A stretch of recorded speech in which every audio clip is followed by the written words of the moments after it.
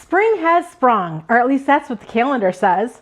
Hi, I'm Heidi from Garden Crossings, and today we're going to take a look at 8 great spring blooming shrubs. The first one I think is going to be not a surprise to you because it's very iconic, at least in my mind, and that is the Forsythia bush. So we carry 3 different sizes of Forsythia, so I really love it when we have shrubs that give you kind of that small, medium, and large option. And actually there's a lot of our shrubs that do give you that small, medium, and large option. And Forsythia Show Off series is just the beginning. So Show Off is the big plant, the daddy plant. That one gets about 5 to 6 foot tall and 5 to 6 foot wide. If you're looking for something just a little bit smaller, maybe we'll call it, think of the 3 bears, the mom size plant. That one gets 3 to 4 foot tall and 3 to 4 foot wide. And then the baby plant, that's the Show Off Sugar Baby. That one gets about 2 to 3 foot tall and 2 to 3 foot wide. So really we have a wonderful spring blooming Forsythia for just about any size garden. So Forsythia is one of those plants, one of those shrubs that just say welcome spring. They have large, bright yellow blooms that run up and down the stems. So if you're looking for a Forsythia that is just packed full of color, the Show Off series is definitely going to give you that impressive spring bloom. Forsythia are hardy in zones 4 to 8 and like to be grown in full sun locations.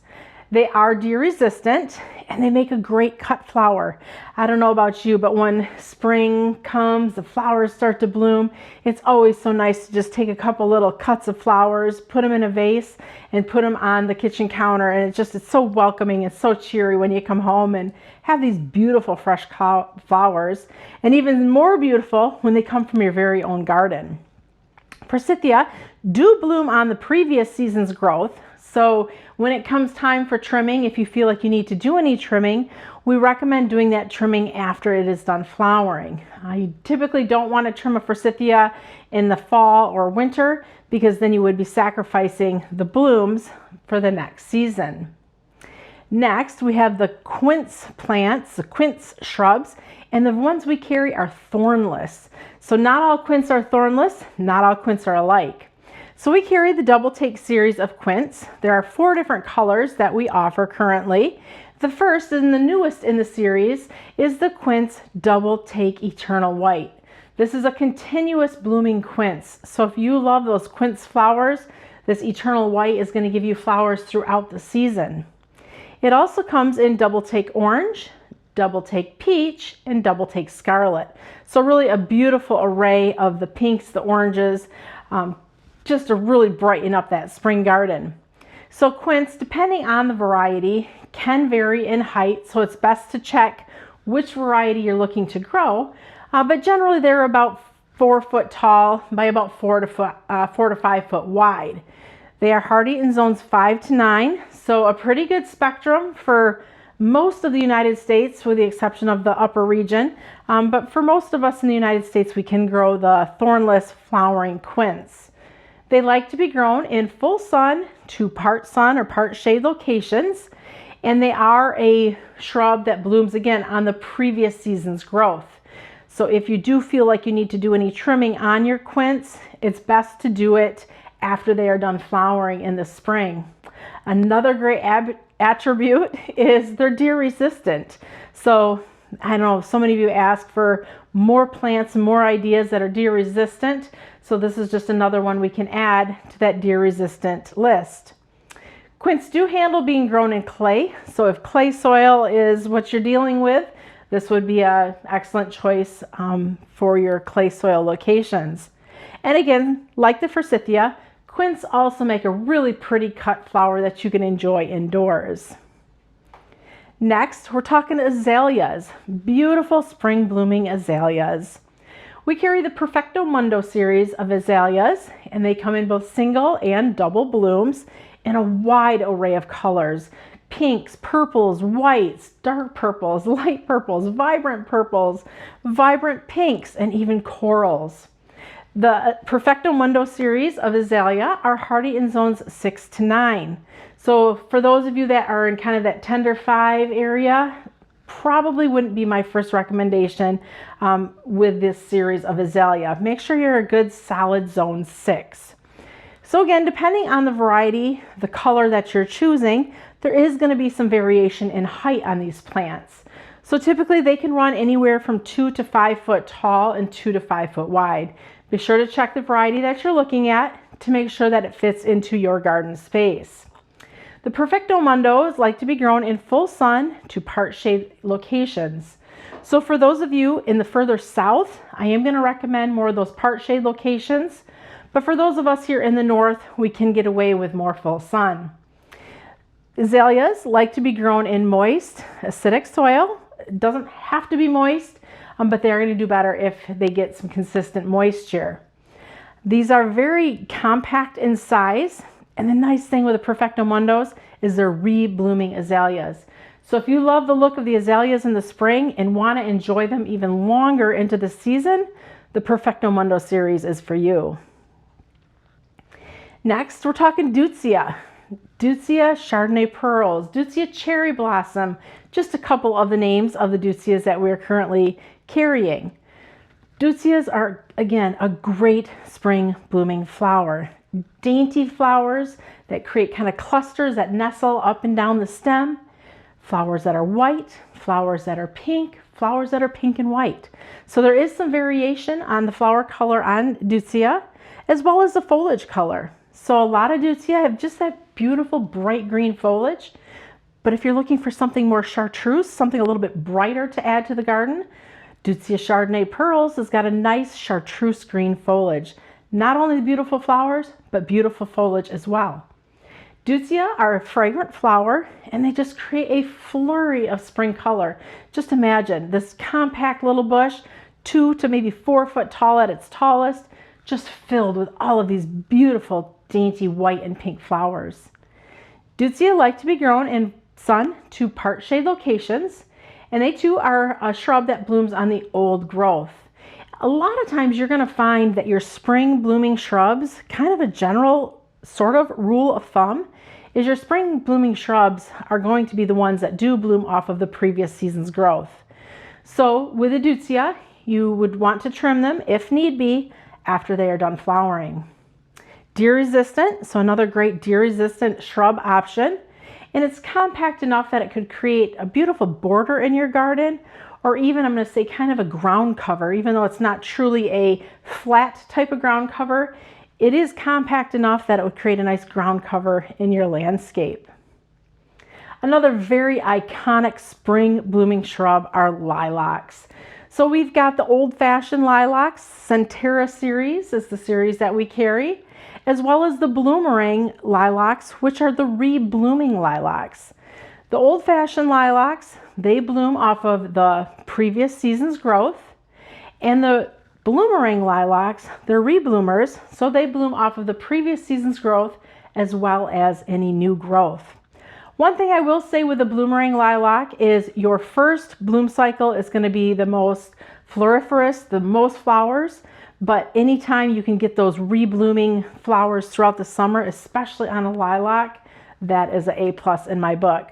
I love the scent of lilac, and the longer you can keep that scent going, just the more beautiful they are.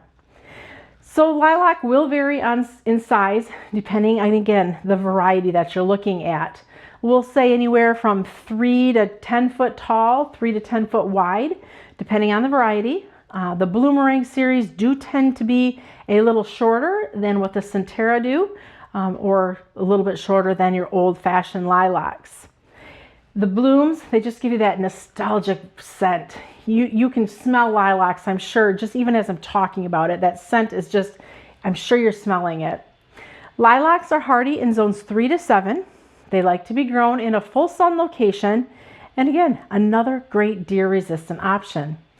Lilacs make a great cut flower. So if you want to enjoy those beautiful spring blooms, take them indoors and just make your house smell just so fresh and clean with that smell of the lilac flowers. Rhododendrons are also another great spring blooming flower. When I think of rhododendrons, I think about going down into the mountains of Tennessee and just seeing all these beautiful shrubs just bursting forth with color.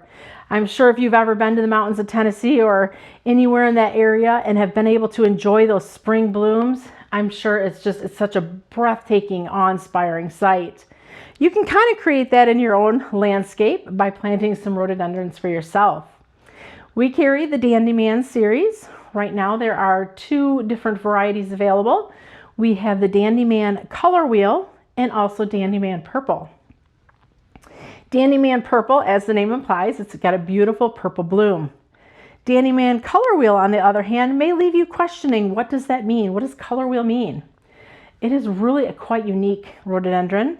As the buds emerge, they're a bright magenta pink. As the flowers kind of open, that pink lightens up a little bit, and when the flowers are to the end of their bloom cycle, they're a white. So essentially, you're getting 3 different colors on your plant at a time. You're getting that magenta, the pink, and then the white, depending on where your flowers are in the bloom cycle. Really a beautiful looking rhododendron.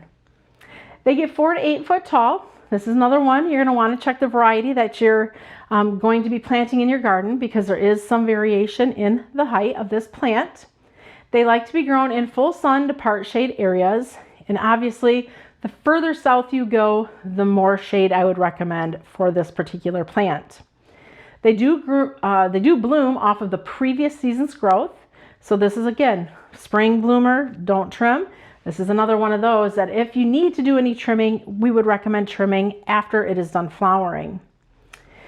They do like to be planted in moderate to moist soil, so do be conscious of the soil and location that you are planting your rhododendrons in. They are evergreen, so you can enjoy the foliage even through the winter. For us in Michigan, there's not a whole lot. Really, that's a flowering plant that is evergreen, so it's kind of nice to have this as an evergreen option for us. They make a great specimen plant, so just when you're planting it, make sure you're giving it enough room to spread and get as tall as it wants to. Like I said, that 4 to 8 foot.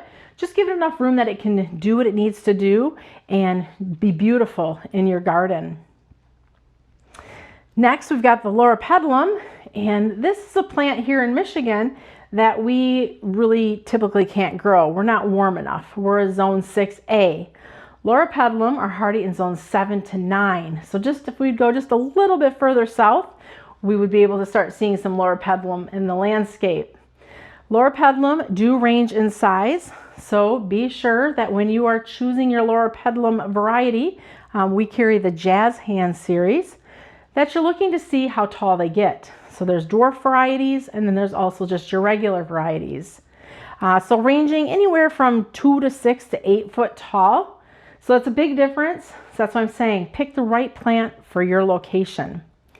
They like to be grown in full sun to part shade locations, and they too bloom off of the previous season's growth. They like to be grown in moderate to moist soil locations. And the nice thing with Loropetalum is you have a lot of variety. So your flower colors, there's white, there's pink, there's light pink, dark pink, various colors to choose from. And it's not only the flowers that have a lot of choices, your foliage color too. So there's near black foliage, there's green foliage, and there's even some really beautiful variegated foliage on the Loropetalums. They too make a great cut flower if you want to bring a few in to enjoy.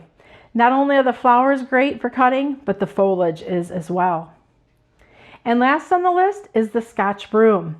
So Scotch Broom has very dainty, almost, I'm going to say grass-like, but it's not really grass-like. It's really short, dainty foliage.